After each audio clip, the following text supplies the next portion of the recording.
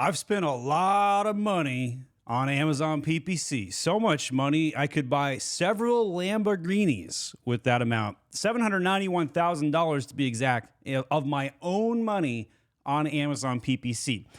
This video is going to be about some of the metrics that I've learned about that spend. Specifically, though, this is the one that's going to bend your mind a little bit, and that is the new to brand sales. So see here, I've generated $1.6 million off of Amazon PPC for my Age of Sage account, but only $158,000 of that is new to brand.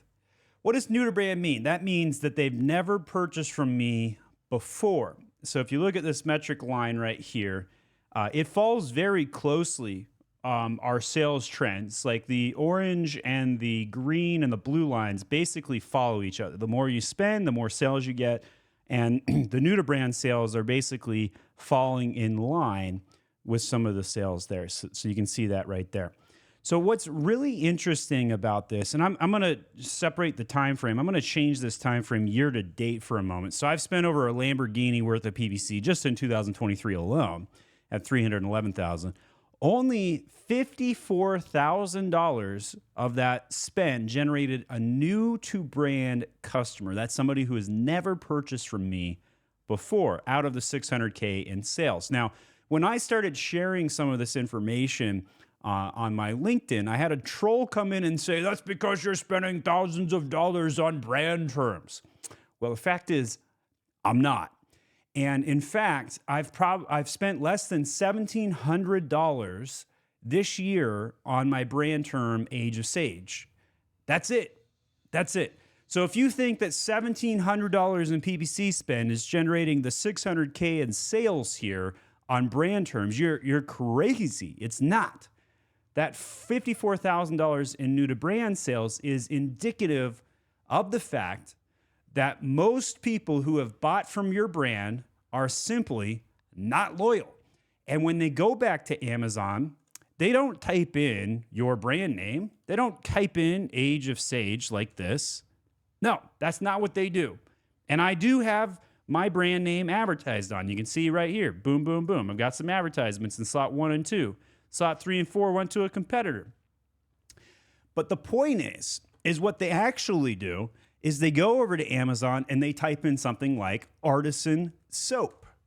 And then they buy from me again, even though they bought from me previously. And so when you type in Artisan soap, I've got 1 hit, 2 hits, 3 hits. I've got organic slot 1, organic slot 3, organic slot 7, and so forth. If you go down this page, you're going to see me about 20 times, I swear.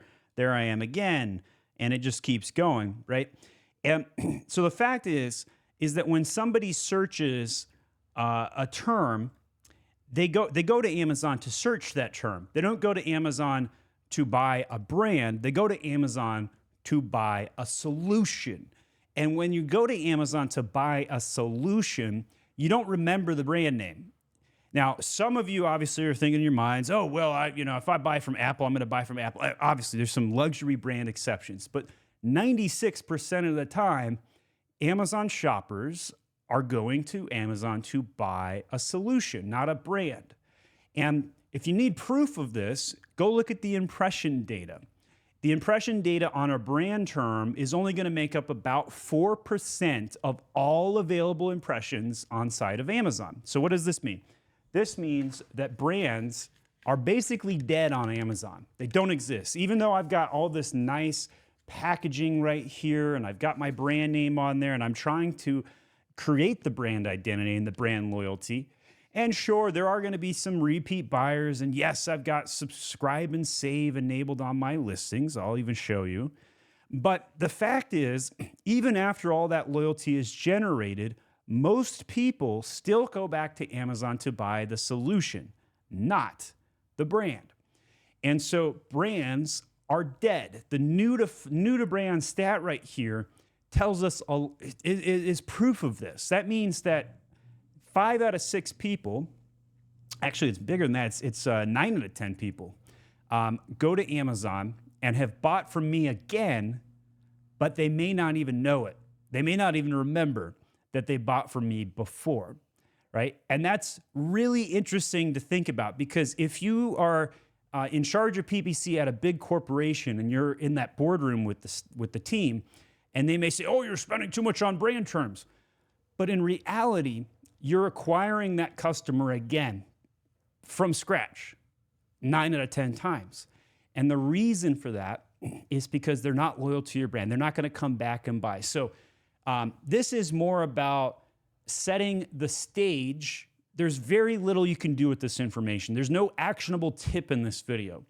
This is just to win an argument with a troll on LinkedIn that new to brand does not matter, because brands are dead and you don't change how you advertise in your system. You're not going to spend less money on acquiring a customer on the term Artisan soap, non-brand terms. You're not going to change your methodologies. Now, you can't increase the amount of money that you spend on brand terms. That just doesn't work unless you're a brand like Yeti and you're just trying to play defense, right? You can't go on offense with $1 million brand with your brand terms. I can't increase the amount of money that I spend on the term Age of Sage. It does not work. Quite frankly, only 6,000 people a week are looking up Amazon on Amazon for my brand Age of Sage. Now, I am doing some things to change this. I do believe that brand identity can be improved, but I do not change my PPC based on the lack of brand identity, because the search term volume just isn't there.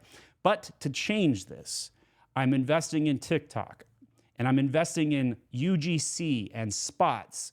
And to learn more about that, click on these UGC videos where I talk about how I'm building that brand out with user-generated content.